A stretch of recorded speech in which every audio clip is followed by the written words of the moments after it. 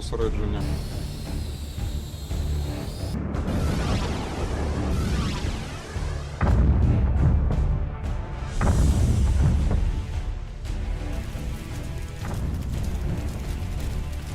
Today, at 4:44 a.m., dense fog sat over the Taman approach like a low ceiling, muting sound and flattening contrast.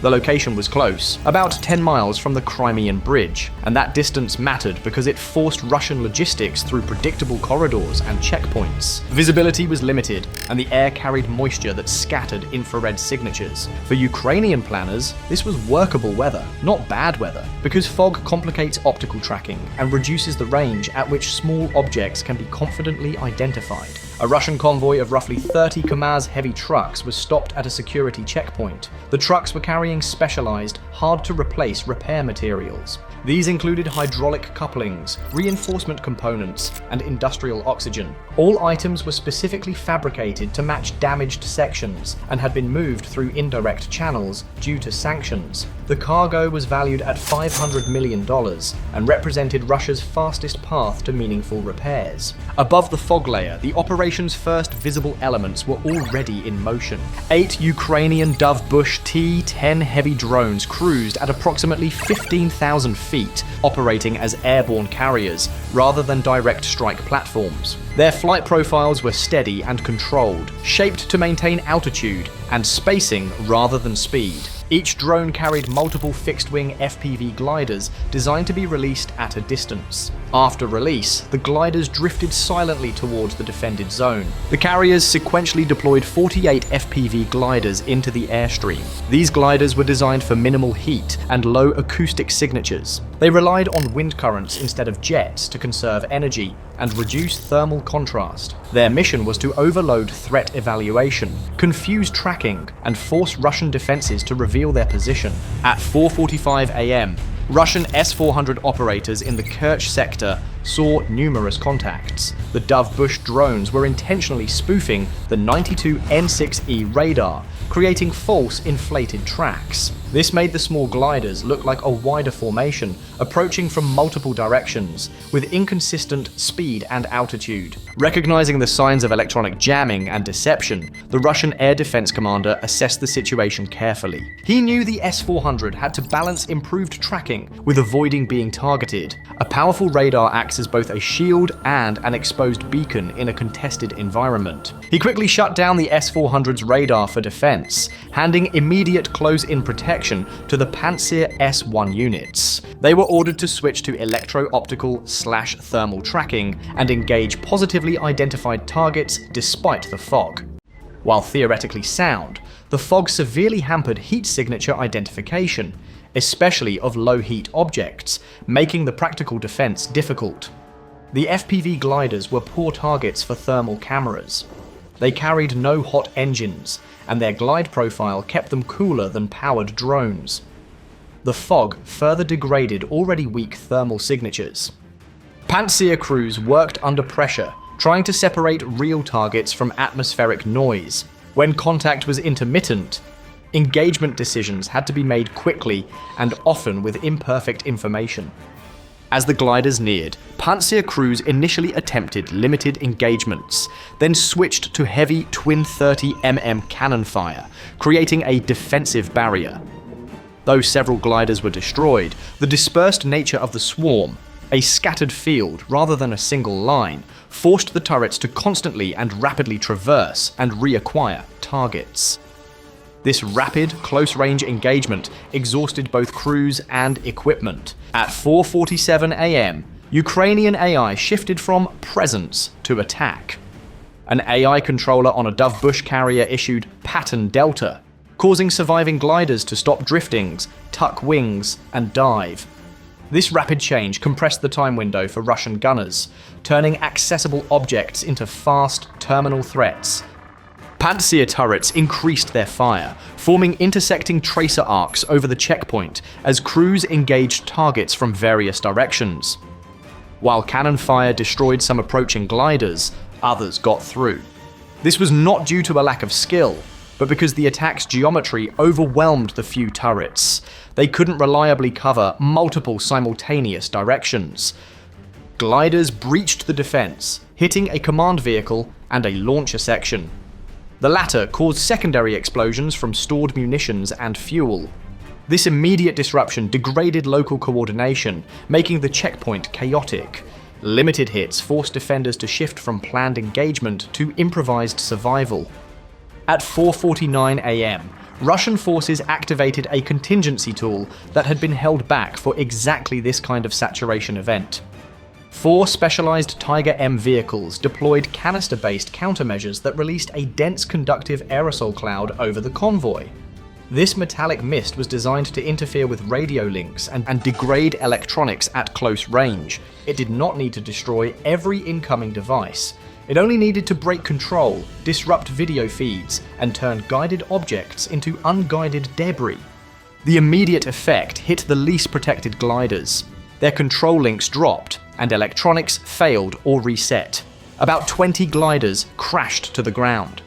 To Russian forces, this looked like a turning point. The swarm was partially defeated, and the air cleared. That perception created a dangerous confidence. The drone layer had forced Russian defenses into a very specific posture.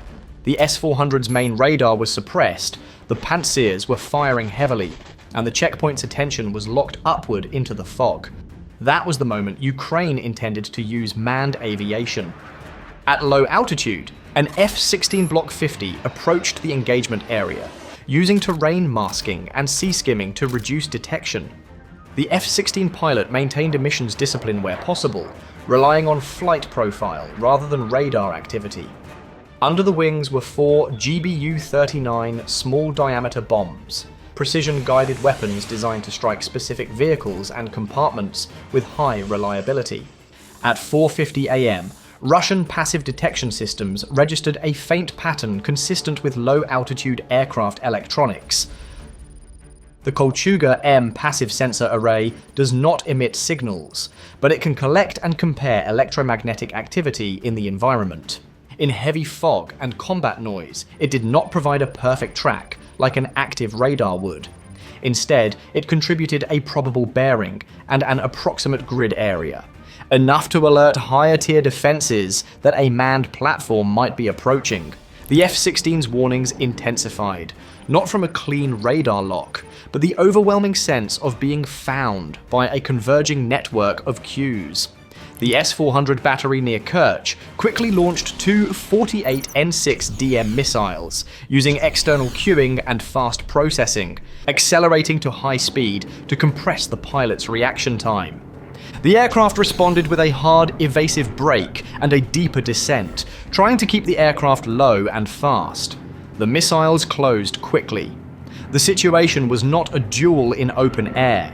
It was an engagement shaped by terrain, fog, and the fog of war on both sides. The pilot's choice was to complete the strike rather than abort, because the convoy was the real target. The bombs were the decisive element. Survival depended on releasing them at the correct point, then breaking away. At 4:51 AM, the F-16 executed a loft maneuver. The aircraft accelerated to build kinetic energy, then pulled into a steep climb. In that brief arc, the flight computer calculated the release solution. 4 GBU-39 bombs separated cleanly, thrown forward and upward by momentum, gaining range before turning back toward the target area under guidance. Immediately after release, the F-16 became more vulnerable. Energy was bled in the climb, and the aircraft's path was momentarily predictable. One incoming missile was degraded by countermeasures and confused by the sudden bloom of false targets. It passed without impact. The second continued to pursue, filtering countermeasures and holding onto the aircraft's physical presence. 2 remaining Dove Bush drones diverted an incoming missile away from the F-16 by presenting a stronger electronic signature. They dove into the intercept path and activated concentrated electronic emissions, creating a stronger target that overwhelmed the missile's discrimination in the final seconds. The missile diverted and detonated, destroying the drones but allowing the F-16 to survive and stabilize back into low-level flight. On the ground, Russian troops saw an explosion in the sky and interpreted it as success. In the noise and smoke of the checkpoint, it was easy to believe the aircraft had been hit. Cheers and stand-down calls spread locally. That reaction was understandable, but it was also the operational trap. The strike weapons were already airborne, descending silently. The first GBU-39 adjusted its course and committed to the convoy line. It targeted a specific truck, one carrying industrial oxygen cylinders. The bomb penetrated the vehicle structure and detonated internally. The initial blast ruptured oxygen tanks, dumping oxidizer into the fire zone. That did not explode like fuel, but it made everything burn faster and hotter. The temperature surged toward 3,000 degrees Fahrenheit, turning a vehicle fire into something closer to an industrial furnace. The next seconds unfolded as a chain reaction rather than a single flash. Adjacent trucks, packed tightly, suffered from heat, shrapnel, and shockwave. Fuel tanks ruptured. Hydraulic fluids are atomized. In an oxygen-rich environment, ignition was easier and more complete. Secondary fires spread across the convoy line, then into the checkpoint area. Stored munitions and exposed missiles on nearby air defense vehicles began to cook off, adding rocket propellant to the inferno. The checkpoint effectively disappeared into fire and smoke.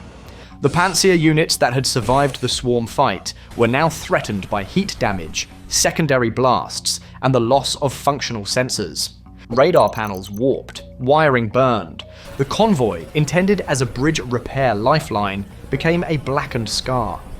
From a standoff distance, the aircraft observed the horizon brighten in the wrong direction. The mission objective was achieved. The repair materials were destroyed beyond recovery.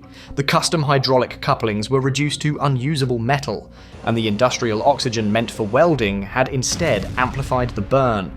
The aircraft turned away at low altitude, conserving fuel and avoiding a predictable return path. Russian forces, misled by the sky explosion and overwhelmed by the ground disaster, did not immediately pursue. By the time clarity returned, the strike aircraft was already outside the most dangerous envelope. The damaged Crimean bridge remained a bottleneck due to the destruction of the repair convoy's components. Rapid repair was impossible. Replacing specialized parts, a process involving design, manufacturing, and covert procurement under sanctions, would take time. This delay forces Russian logistics onto longer, exposed land routes. Ukraine selectively struck the repair pathway, the operational center of gravity, not just the symbolic target. The operation also showed how layered defenses can be disrupted. Spoofing distorts the picture, swarms consume resources, and a precision strike hits a high-value target amidst peak confusion.